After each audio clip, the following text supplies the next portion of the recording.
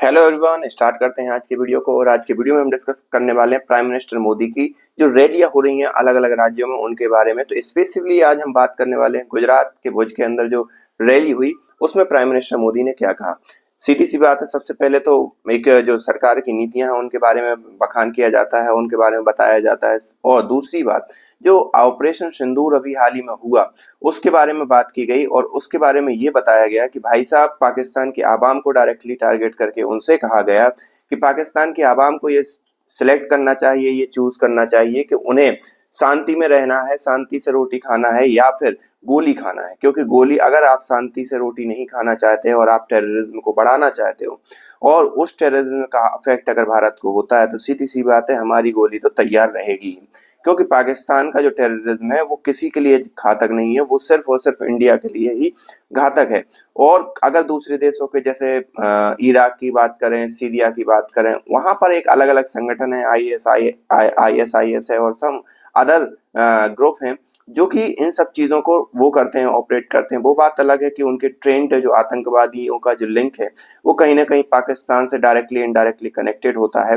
लेकिन अगर हम बात करें कि जो डायरेक्टली जो टेररिज्म है वो किसके लिए खतरा होता है, तो वो होता है भारत के लिए खतरे की घंटी साबित होता है। और यही चीज की प्राइम मिनिस्टर मोदी ने भी बहुत ही कड़ी शब्दों में वार्निंग दी है। रही बात इन सब चीजों की और ऑपरेशन सिंदूर के बारे में, जो अलग अलग हम लोगों ने अपने सांसद भेजे थे अलग अलग देशों में, तो उसमें असदुद्दीन ओवैसी साहब गए थे मिडिल ईस्ट को टारगेट करने या मिडिल ईस्ट को इन्फॉर्म करने, मिडिल ईस्ट की यात्रा पर गए थे ऑपरेशन सिंदूर के बारे में बताने के लिए।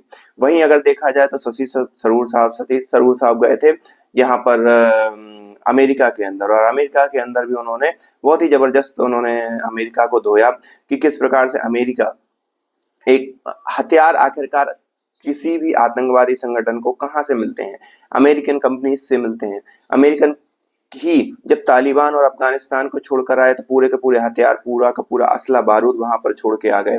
लगभग कितने बिलियन डॉलर का जो सामान था वो फ्री में तालिबान को दे दिया। और जब ऐसे संगठन, ऐसे लोगों को आप फ्री में हथियार और फ्री में ऐसी चीजें दे देते हो तो उसका परिणाम यही होता है। और मेरा तो मानना ये है कि पाकिस्तान के भी साथ भी या पाकिस्तान के पास भी ये न्यूक्लियर पावर है क्यों, पाकिस्तान से न्यूक्लियर पावर ले लेनी चाहिए। और उस चीज को, उनके जो भी हथियार हैं, न्यूक्लियर सबमरीन या जो भी है, उनको नष्ट कर दिया जाना चाहिए। क्योंकि आतंकवादी राष्ट्र होते हुए पाकिस्तान के पास इतने बड़े बड़े हथियार होना किसी भी प्रकार से सही बात नहीं है।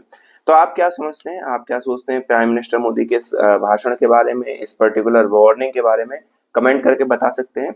मिलते हैं नेक्स्ट वीडियो में, तब तक के लिए थैंक यू।